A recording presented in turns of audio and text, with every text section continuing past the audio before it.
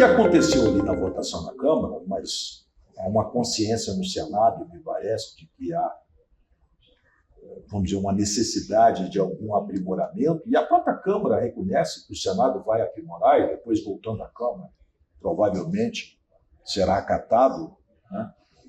Foi um excesso, um número muito grande de exceções, de alíquotas reduzidas.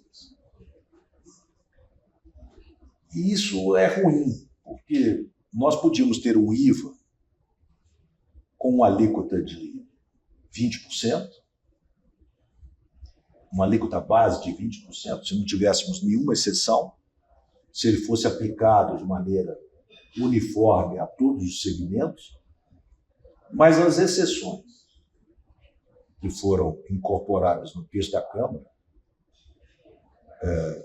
foram tão numerosas que hoje se fala no IVA em torno de 26%, 27%. Seria um dos maiores alíquotas de IVA do mundo. Seria muito melhor que tivéssemos um IVA com alíquota única. A Fiesp não defendeu o IVA com alíquota única, porque ela entendia que dentro das melhores práticas mundiais, mas também dentro da realidade política brasileira, era impossível a aprovação de um IVA com alíquota única. Há muito interesse envolvido. Mas ela defendeu um IVA que fosse o mais próximo possível à alíquota básica da alíquota que deveria prevalecer se fosse um IVA com alíquota única, e que as exceções fossem muito bem justificadas e fossem limitadas. Houve talvez por uma razão política no final da votação, uma incorporação de muitas exceções, e a gente conta com o Senado e com a própria Câmara para que essas exceções sejam reduzidas e que a alíquota base não fique maior do que 25%. A sociedade brasileira precisa encontrar um caminho para que esse regime de juros que prevalece no Brasil já há 3 décadas, ele seja resolvido, porque é impossível que a economia cresça a taxas robustas pagando um juro tão acima do juro em que os países com os quais nós competimos pagam.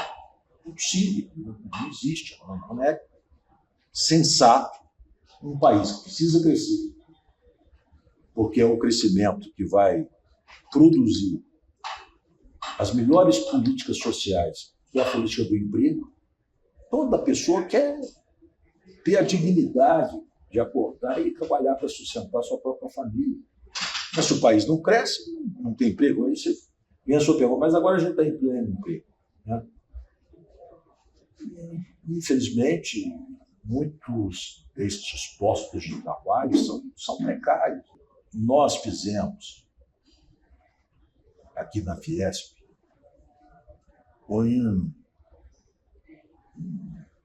grupo de trabalho, juntamente com a FEBRABAN e com a própria Banco Central, para discutirmos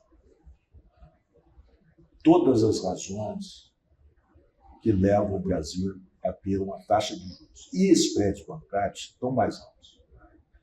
Existem razões concretas para muitas destas questões. Obviamente,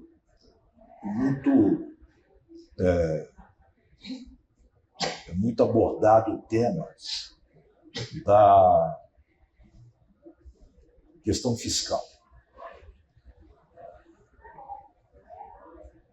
Sem dúvida alguma, a questão fiscal acaba pesando mais ou menos na definição das taxas de juros.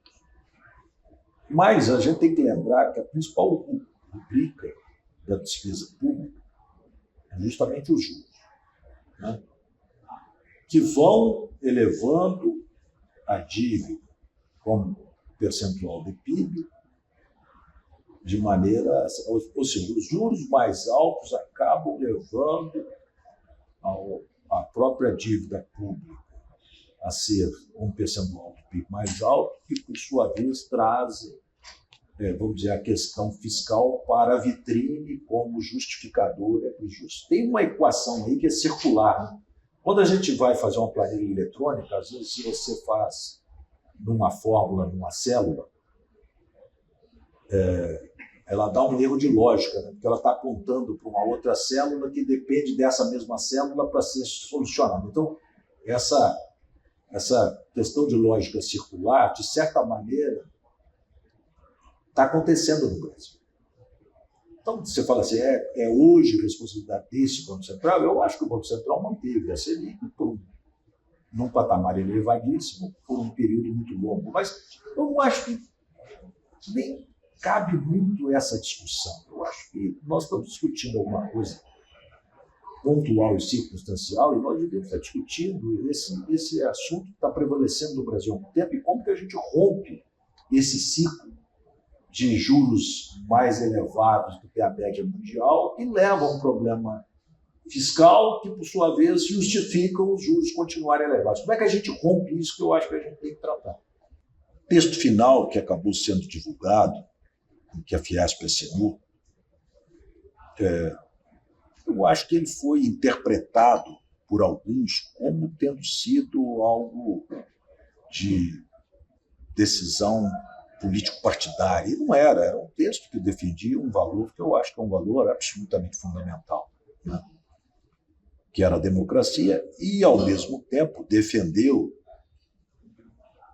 quem estava na linha de frente da defesa da democracia, que eram o Supremo Tribunal Federal e o Tribunal Superior Eleitoral.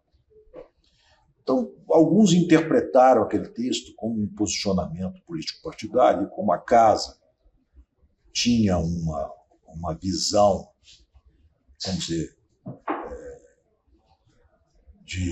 de apoio, numa maioria de apoio à candidatura do ex-presidente Bolsonaro. Então, eu acho que aquilo foi, vamos dizer, um estupim de outras insatisfações que talvez tenham se acumulado pelo meu estilo. Eu cheguei a falar com alguns ministros do Bolsonaro: olha, veja bem, esses ataques às urnas eletrônicas, ao sistema eleitoral, isso está errado. Vamos partir do pressuposto que o desejo de vocês não seja, de fato, uma ruptura com a democracia. Mas as palavras têm peso, especialmente as palavras de um presidente da República. Especialmente as palavras de um presidente da República que é carismático em relação a uma parcela importante da população. Então, o presidente da República ele não pode fazer palavras, sem pensar nas consequências. Ele tem que avaliar as consequências de suas palavras.